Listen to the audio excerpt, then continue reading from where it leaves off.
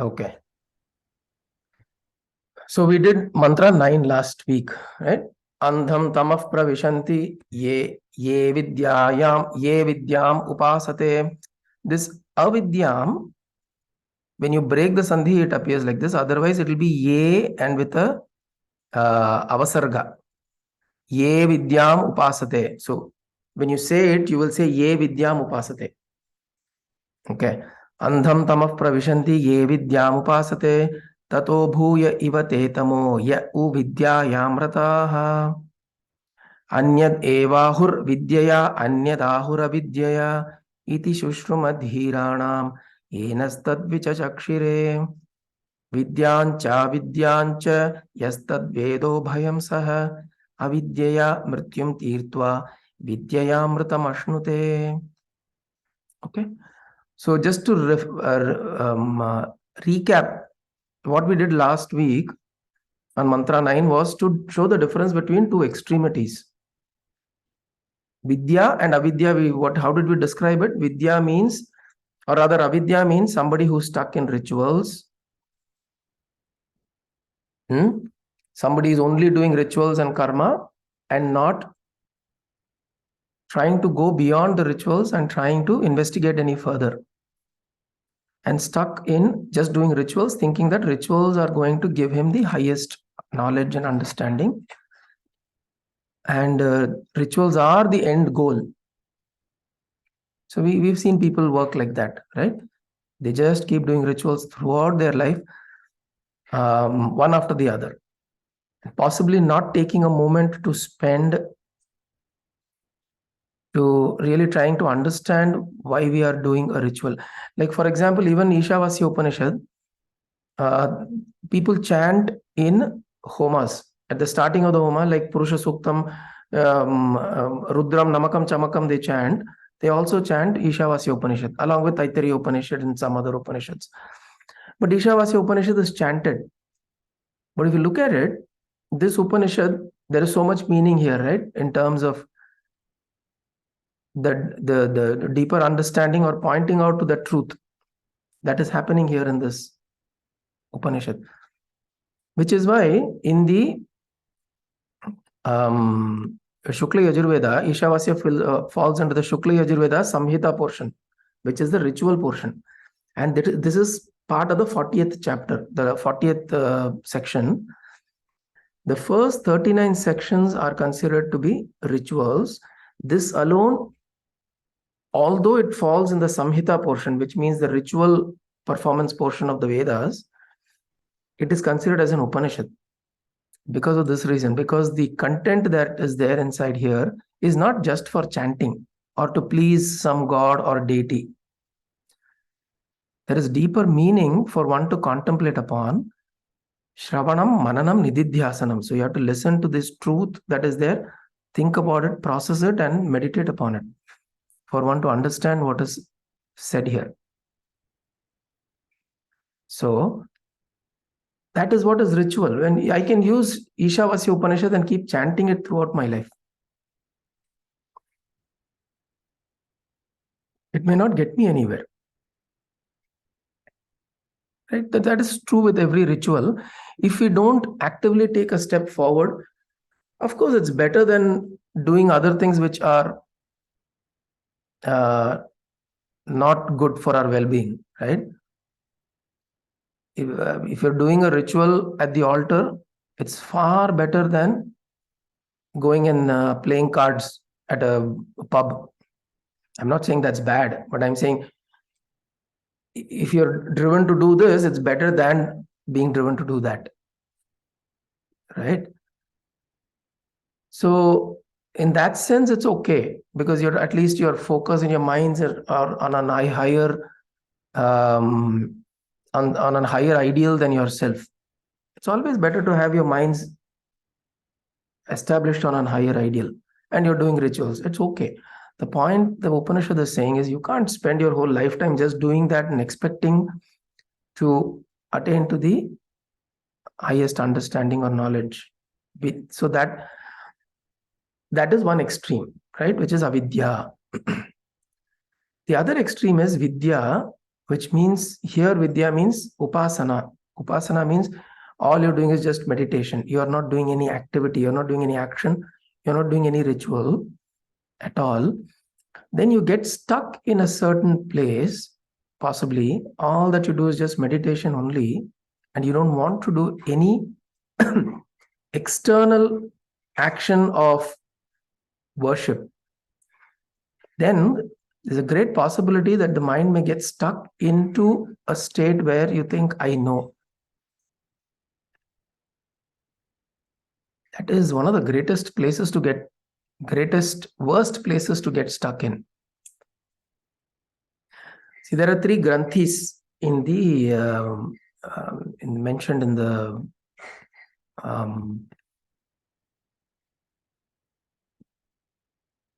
the Yoga Tantra scriptures. There is a mention of 3 granthis. In fact, in Lalita Sahasranama, those who remember, Brahma Granthi, Vishnu Granthi, Rudra Granthi.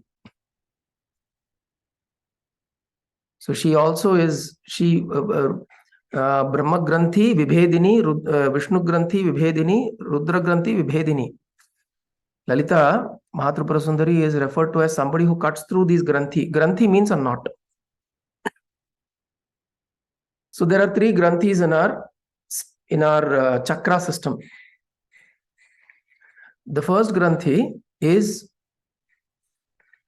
Brahma Granthi, which holds us to our material plane, material desires, material possessions.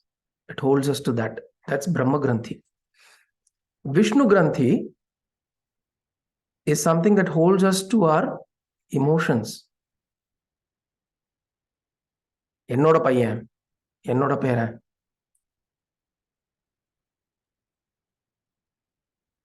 He is a student that I taught 75 years ago.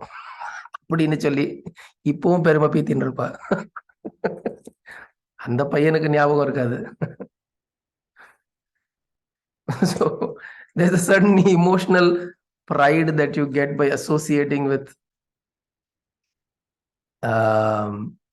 different kinds of things and different kinds of people. And then you don't want to let go also. You don't want to let go of people. You don't want to let go. And we also use that as a justification to say, how can I let go? It is my son, my daughter, my grandchild. How can I let go? They are Vishnu Granthi. You find some justification to not let go. And we hold on to it. See, the problem is not having bonding. The problem is having bondage. We mistake bonding with bondage. Correct? Bonding is very nice, very beautiful, with all kinds of people, be it your own relatives, your own blood relatives, or even with friends or people around you. Bonding is very nice. But the problem is we get stuck in bondage, which means I cannot be without this person, or whatever that person does impacts me, causes me suffering. Then there is bondage. So Vishnu Granthi, Vibhedini, she helps us to cut through Vishnu Granthi. Then comes Rudra Granthi. Rudra Granthi is where I come to a point where I think I know everything. Knowledge becomes a knot. See, the word knowledge and knot, they have the first 2 letters, the same 2 letters, K-N-O-W, K-N-O-T. First 3 actually. First 3 letters. To know is a knot. See, we are not talking about the highest, right? We are not talking about the highest jnanam. Here, the vidya here means knowledge that you accumulate over time, and there is a feeling within me that I know. That I know itself becomes a knot. K-N-O-T. It doesn't let you go through.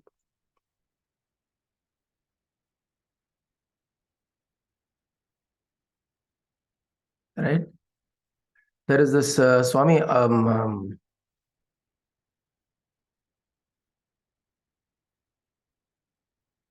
Swami, I forgot his name. Abhedanandane, Abhe.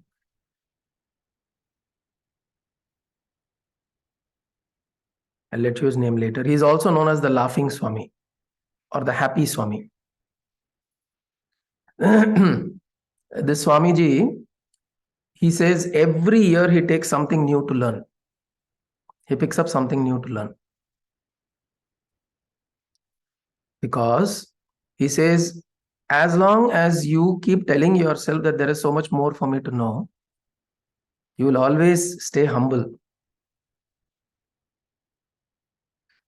You'll see people who have come to an age or point in their age when they don't find joy in learning anything new, they have come to a certain level of saturation.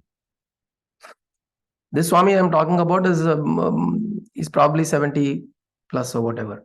But he says every year I pick up something new. I take up some sankalpa saying that this year I will learn something new. It can be even a new language you want to learn, pick up a new language to learn. It's okay. The point is that it constantly emphasizes or reinforces within you that there is so much to know.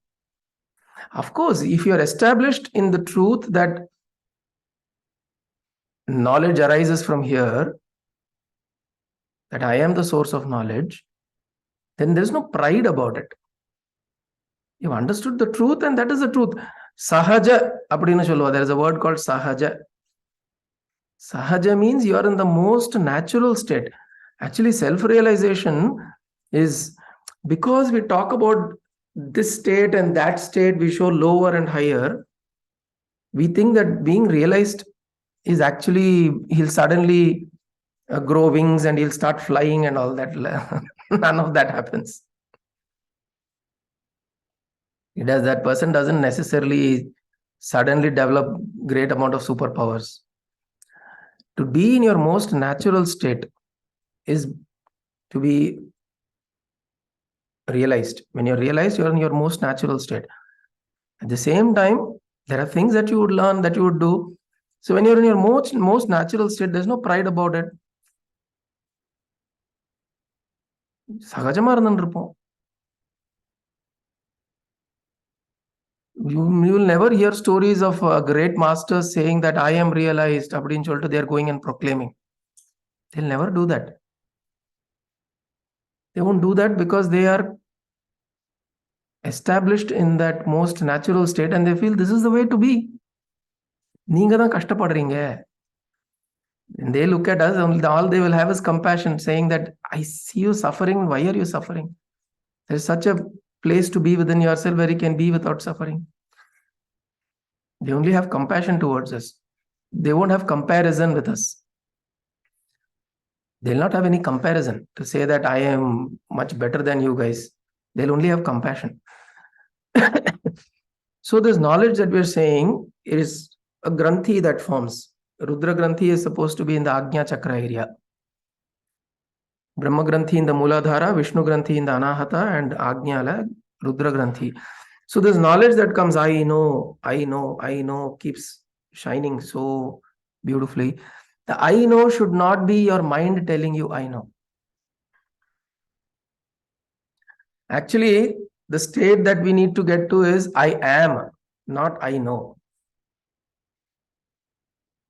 And I am is something that is, Nochurana uses the term spurikirde. Spuranam. Spuranam is a beautiful term in Sanskrit. It is, I can't think of an equivalent word. Spurikirde means to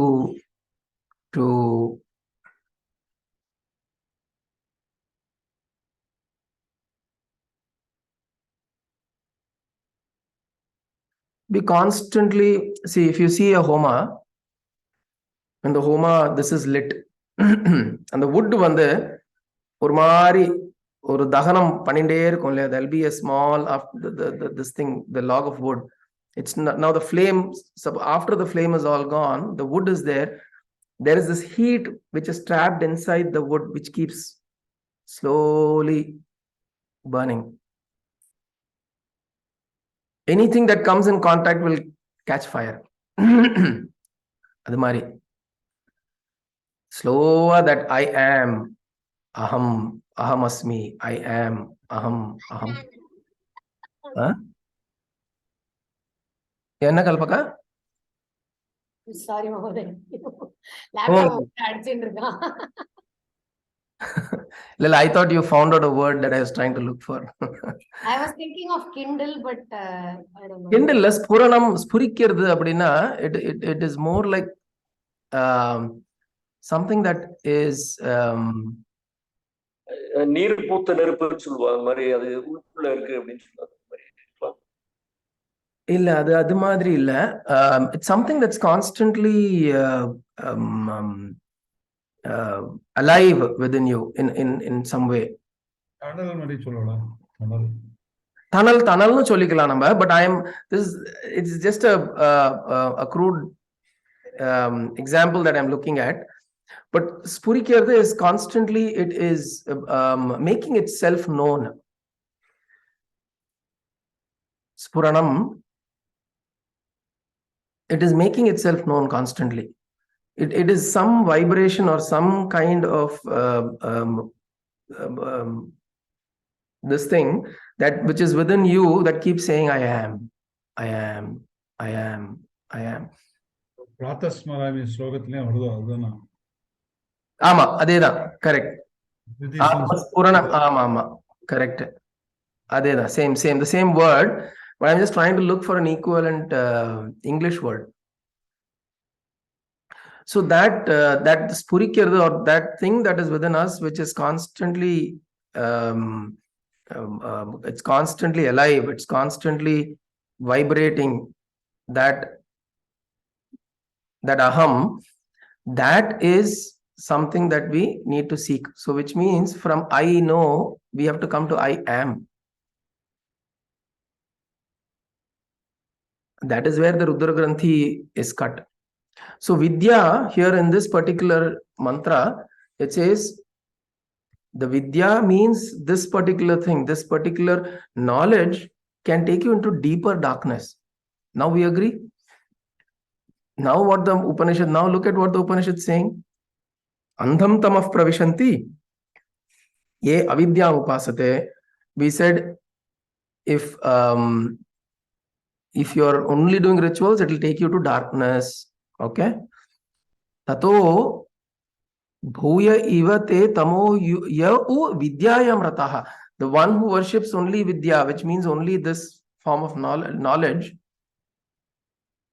they go into deeper darkness. Correct? Imagine you get stuck here. Imagine, it's like the worst thing to happen. Mahoday, this Sanskrit dictionary has given throb. What is the word? Throb. Froth. Throbbing and that. Throb. Correct. Thanks, ma. Throb. That's the right word. That's the word I was looking for. Throbbing. Spurana. Spurati. Idhula kuda varum. In Dakshinamurti Stotram also it appears. Look up the shloka. It's a very beautiful word. So that now when we are stuck in this knowledge, I know, you're in deeper darkness, because then you will not investigate any further. You will come into a point saying I know everything, because from the text, from the scriptures, from everything, I've collected so much information. Yada ketalum enakku badal theriyum, yada banalum kelungo. அந்த காலத்துல there are these in many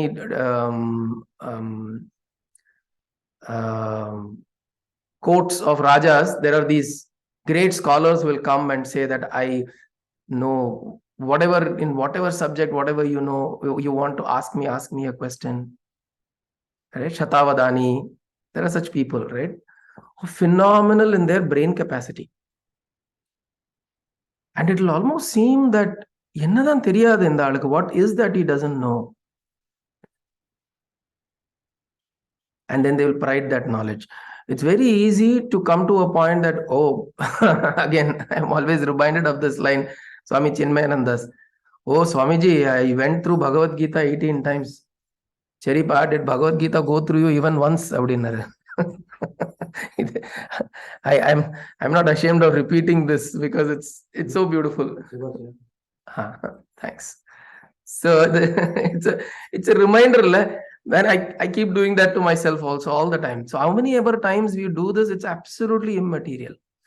You have to remember that. Okay, now another aspect of this.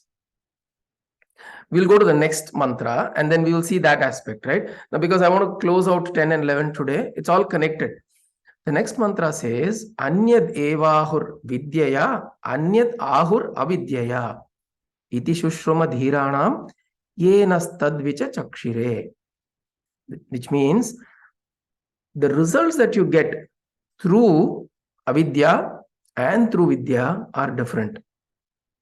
அப்படின்னு யார் சொல்லிருக்கா? Who said this? Iti Shushruma. I have heard. From whom? Dhiranam. Dhiranam is wise people. Wise people have explained it this way. What have they explained? Iti Shushruma Dhiranam ye naha tat vichachakshire. Naha tat is nastad. Nastad to us. Naha means us. Remind me, I'll tell a small thing about this Naha. It's interesting. So, Anyad evahu vidyaya. Anyad eva ahuhu, it has been said, vidyaya, through vidya, whatever you get, the result that you get is different. Anyad ahuhu avidyaya. Avidya மூலமா கிடைக்கிற results are different. They are distinct.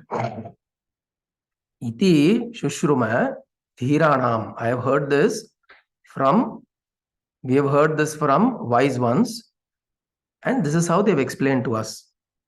Abdina Cholli, this is the mantra. Okay.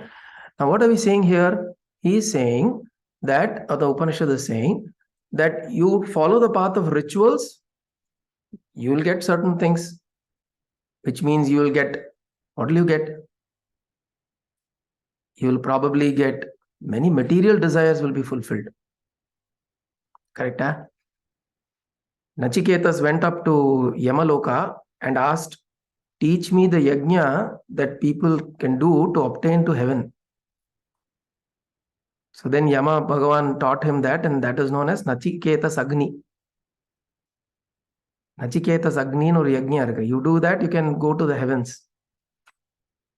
Then there is Vishwajit Yajna. Then there is Ashwamedha Yajna. Uttakameshti Yajna. Appadinu solli, there are so many yajnas in the Vedic rituals.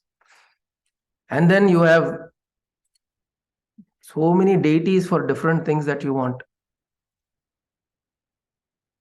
You can do all of those rituals and you can attain certain material benefits, come to a certain state of material comfort. Even siddhis, anima siddhe, lagima siddhe, mahima siddhe, ishitva siddhe, vashitva siddhe, prakami siddhe, bhukti siddhe, ichha siddhe, ashtama siddhin chalva. There are 8 siddhis. You can attain all those 8 siddhis. Parakala, chinnadagala, birsagala, light agala, heavy agala, can become all that. But then those are the results you will get by doing pure rituals. Now, what do you get by doing upasana alone? Vidyaya anyad eva ahu vidyaya. Anyad vidyaya. Through vidya, the result is anyad. It is different. Through rituals, it is different. Through rituals, we just described that we can get some of these. Through vidya or through upasana, what do you get? You can get an understanding of the deity that you're doing upasana with, meditating upon. You can get knowledge. You can understand many phenomenal things of the world. You may be able to take out vibhuti from your fingers. You can do like that and take out vibhuti. You will know how things work in this world, in this phenomenal world. How are things operating? The 5 elements, you could possibly understand that. You can get some mastery over those things. You can gather a lot of knowledge. எந்த டாபிக்கை கேட்டாலும் இவர் ஒரு encyclopedia அப்படின்னு சொல்லுவாங்க. ஒரு encyclopedia. It is encyclopedia is good as a reference, right? Encyclopedia cannot be a realized being.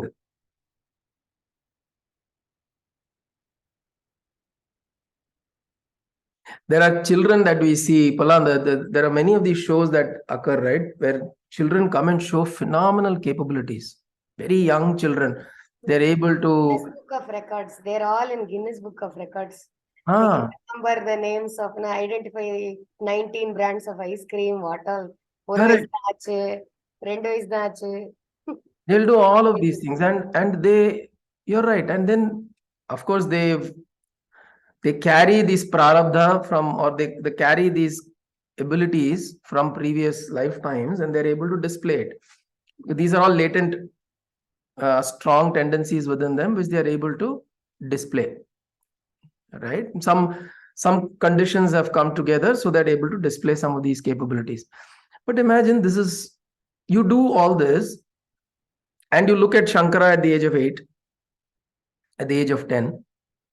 You can't say that, oh, Shankara, go stand on a stage and now tell all the Vedic mantras and then I'll give you a prize. Shankara was not that kind of a child. Because it's not about displaying of capabilities there. It is about understanding the truth that is there in the scriptures. Right? And of course, see, the reason I mentioned Shankara is I am saying that these are all Shankara, Nachiketa, these are kids in our scriptural, in our texts who've been identified as exceptions. They're exceptional. So, அதுக்காக நாளைக்கு நம்ம குழந்தைய போட்டு அடி நடிச்சு சங்கரர் 8 வயசுல சன்னியாசம் எடுத்துன்னு போயிட்டா நீ உட்காந்துருக்கேன். My sister, I remember, told me when I turned 40, she told, Anna, Swami Vivekananda, finished everything in 39. You're 40. என்ன பண்ண?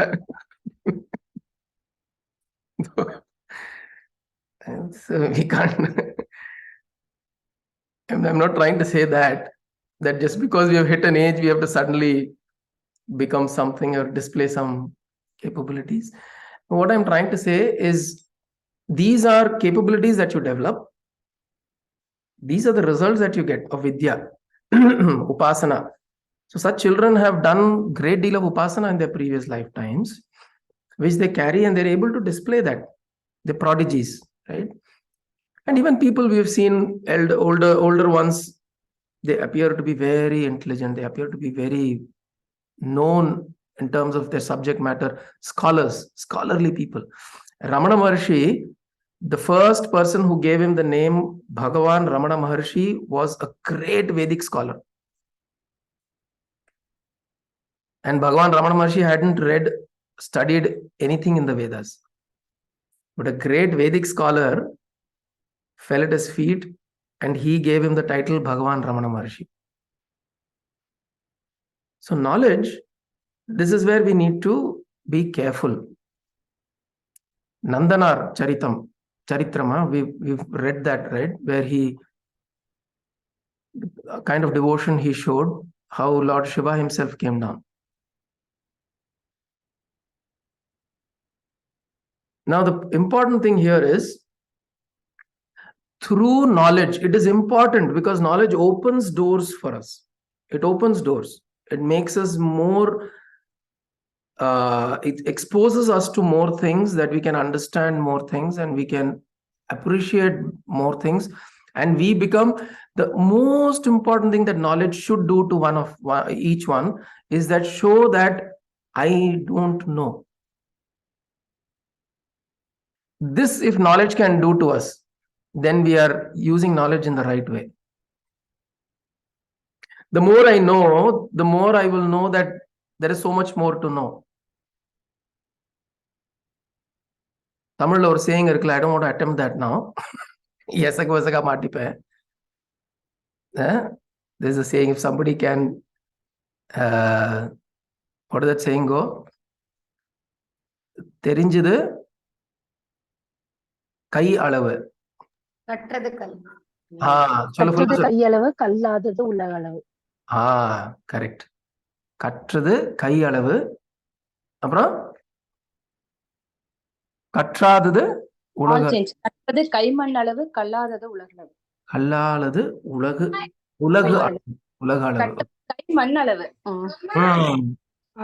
கைமண் அளவு. Correct. What it means to say is, what we've learned is only this much, that you can, all that you have learned can be held in the palm of your hand. Like you take sand or mud in the palm of your hand, that much is only what you've learned. What you have not learned is the rest of the world. Now this understanding, if knowledge can give us, then we are in the right direction. And remember, I'm constantly differentiating between the knowledge that the Upanishad here is mentioning as Vidya. We are not talking about the ultimate Jnanam here. Okay, you got to be careful. But this is pointing out the dangers of getting stuck with knowledge. The results are different. It says Anyad evahur vidyaya, Anyad ahura vidyaya. These are different. So we saw different kinds of results we will get depending on what one wants. Now I want to be acclaimed as a great scholar. I can read, study, do all of that. But we have to remember also, by reading all the 100, so there are 108 Upanishads. So it is said. There's an Upanishad called Muktiko Upanishad, which lists the 108 Upanishads. And that is why we know that there are 108 Upanishads. 108 இருக்குன்னு சொல்ற Upanishad. How do we know that? Because there is a Muktiko Upanishad which lists all the 108 Upanishads. But Adi Shankara and the masters have picked up only 10 or 11 of them, right? 10 of them. But reading all of that several times and many times over, and also reading the sciences, the geography, the histories, all of that makes us phenomenally knowledgeable. And people have capabilities, also can link and do research and understand, and all of that we can do. But we have to know that there is a limitation to that, and that is where it stops. That is where it stops. You can initiate people into knowledge by means of this. You can initiate means you can now expose them to this knowledge and they will learn and they'll pick it up. You can do that. You can spread knowledge this way. But you can't take them to realization.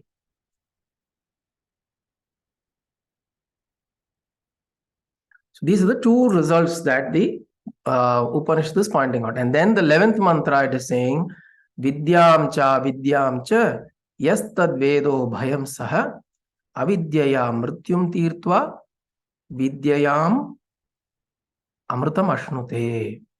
Which means it says, one who knows both of this together, Vidyam cha avidyam cha, yaha tat vedaha, one who knows. Vedaha means also one who knows. Veda means to know. So one who knows Vedaha, ubhayam saha, ubhayam means together. Saha, vidya, avidya cha, avidya cha, chana and rendume together. One who knows both of this together, avidyaya, through, then what happens to such a person? Avidyaya, through avidya, he transcends death. Which means through rituals, through karma, he transcends death. And mrityum tirtva, And vidyaya, through upasana, through knowledge, he attains to immortality. What does this mean? It means that one who is also doing rituals, he's having a balanced, he's not going into extremities, he's having a balanced view of life and doing his sadhana at both levels. He's doing his rituals and also he's doing his sadhana or upasana. Such a person, what happens is, by means of doing the karma, transcends death. Now what it means is transcends the fear of death. There is no longer fear of death. Transcends the fear of death. And through vidya, which means through upasana, because of upasana, he will get to jnanam. Immortality means jnanam. He will attain to the realization of the truth. So somebody who is on one of the extremes, there are different results and they will get stuck there. They will get, one will go into darkness, the other will go into deeper darkness. Okay, because the results are different, you will get different results through this, but you will get stuck there. But one who combines the two together with the right understanding through the teaching of the gurus, through the life of the guru. Yesterday we were discussing with someone, why does a Shivananda needs to do, we're talking about, I was telling Mahaperiva, why does Mahaperiva have to do Trikala Sandhya Vandanam? Avasyame kadayade. There is no need for Mahaperiva to do Sandhya Vandanam or to do any of these rituals that he does. But he will do it. He will do it for two reasons. One is to show people that you have to do it, because you have to show by example. And the second is he will do it because it's required to be done. That's all. As long as you're in this body-mind complex, even the greatest saints will do some regular, like for example, if you're saying, oh, what did Ramana do? Chumma dane ukkandrundar. Ramana didn't do anything. No, he had a ritual. He had a ritual of doing parikrama, Girivalam. He had a ritual of going up the Tiruvannamalai and coming down. Every day he would do that. Different. So, like Shivananda, for example, those who had come to Rishikesh, we went to Shivananda ashram. He has written things that you do starting from 4 a.m. in the morning. He would do that daily. He will get up, he will go to the Ganga, take a dip, he will do his japa, he will do his Krishna Aradhana. Krishna was his Ishta Devata, he will do his Aradhana. All of this he will do. He will do all this and he will ensure that he continues to do that. Even when nobody is looking at it, he continues to do that. Because he has come to this understanding that both are required to have a fulfilled life, a complete life. Right? So the shloka vidyancha yastadvedo bhayam saha avidyaya mrityum tirtva. By avidya, by doing rituals, when you're doing it together, now suddenly vidya and avidya will give you beautiful results. When you're doing it as extremities, when you're doing it as two separate things, or not you doing, one person is doing it together, means he's already in the third mantra, in the 11th mantra, which is vidyancha, vidyancha. We are talking about people who are only on avidya or people who are only on vidya. Such people will have different results and they will get stuck there. But somebody who's doing both with understanding, for them, they will transcend the fear of death, and they will also, by doing this sadhana, they will come to a point of realization. Because what is happening? Through rituals, you're trying to recognize that there is a greater entity. Through vidya, through knowledge, you're trying to establish that within you. Through karma, you're trying to propitiate and worship. Through upasana, you're trying to bring that higher ideal or deity inside you and saying, this is where he is or she is. So both of those actions are required. You do japa and keep silent. You do, see, this is very important, right? A lot of people nowadays, a lot of people learn different kinds of kriyas, right? Shambhavi kriya, Sudarshana kriya, kriya yoga, all of these things, methods are learned. None of these techniques are going to do anything in itself. You have to do the technique, you do whatever you're doing. Pranayama, even if you do pranayama, 10 pranayama, it's not about finishing 10 pranayamas and getting up and going. My guru once said that if you do like this, you do a technique, you do a method, and then you get up immediately and go, it is like filling a pail of milk, kashtapatta, from the udder of a cow, and then when you're getting up, you're kicking the pail of milk and going. And now all that milk will be wasted. So all of these methods that we do some aradhana or archana pandram. Suppose we are doing Lalita Sahasranama archana. Archana is very beautiful, but after the archana, sit down and bring that whole visualization inside. Bring her, you're doing it to a Meru or Devi's feet or whatever, bring that inside and sit with that for 5-10 minutes. This is upasana. You did karma, you do upasana. You do karma, you do upasana. Karma, upasana, karma, upasana. Together you do, it will take us at some point to jnana.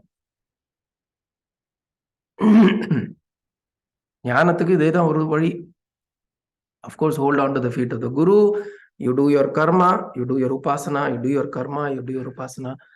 We continue to do this. Remember, again, we are telling, we are not going into extremities. We are not saying I will do only karma every day. It's not, we are not saying that. At the same time, we are not saying I don't need you know, the altar and all. Many people's altars will all be, there'll be cobwebs and all. Very sad. They will not be able to spend time to go clean it up and keep it properly. Right? So do that. Do these activities. Appada, there'll be an energy that will be created. Mangala karma, Lakshmi kadaksham, Mangala karam cholron. These are terms that are used. That Mangalam will be there when you keep your altar clean, neat and proper, and you keep a place for your worship and your upasana. So do some amount of karma, do some archana, beautiful flowers, just at least light a lamp. We light a lamp, keep a flower, do some archana, and then you do upasana. We continue to do this. Then these 3 mantras we have understood. So that is the beauty of these 3 mantras. There are 3 similar mantras subsequently, 12, 13, 14. Slightly, a slight variation, but approximately in the same lines, right? We will try to cover that in the next session. So with this, let us just chant these 3 mantras one more time and close the session today. Chariya? Chandra ji, ninga solrela?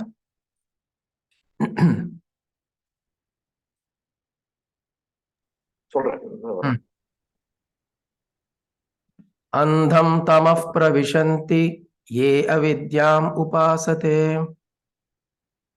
Andham tamah pravishanti avidyam ye avidyam upasate. Tato bhuya ivate tamo yau vidyayam rataha. Tato bhuya iva me tamo yau vidyayam rataha. Tato bhuya ivate tamo yau vidyayam rataha. Tato bhuya ivate tamo yau vidyayam rataha. Anyat evahur vidyaya anyat ahur avidyaya. Anyat evahur vidyaya anyat ahur avidyaya. इति शुश्रुमधीराणां येनस्तद्विचचक्षिरे इति सुश्रुम धीराणां ये नस्तद् विचक्षिते विचक्षिते हाँ। विद्यांच विद्यांच यस्तद्वेदो भयं सः विद्यां च अविद्यां च यस्तद् वेदो वयं सः अविद्यया मृत्युं तीर्त्वा विद्यया अमृतमश्नुते अविद्यया मृत्युं तीर्त्वा विद्यायाम् अमृतम् अश्नुते। हाँ super. Om Shanti Shanti Shanti. The Naha, I want to tell this one quick thing about this Naha. Naha means us. Na means no. Okay. So there's a very important distinction that you will see in Gayatri Mantra. Om Bhurbhuvasvaha Tat Saviturvarenyam Bhargo Devasya Dhimahi Dhiyo Yo Nah Prachodayat. Dhiyo Yo Nah Prachodayat is Nah Prachodayat. Our collective consciousness, brighten it. Prachodayat. Brighten our collective our consciousness. Nah means us. But if you say Na Prachodayat, means you're saying do not brighten me. Dhiyo yo na prachodayat nu solluva. Analum the naha vande it is better to say naf prachodayat. Naha and pa becomes naf prachodayat. There's a small this thing I thought I'll share. Om kayena vacha manasendriyerva buddhyatmana va prakrite svabhavat karomi yatyat sakalam parasmai narayanaayeti samarpayami sadashivayeti samarpayami jagadambikaye iti samarpayami Sadgurunathaye samarpayami. Hari Om Tat Sadgurubhyo Namah. Hari Om.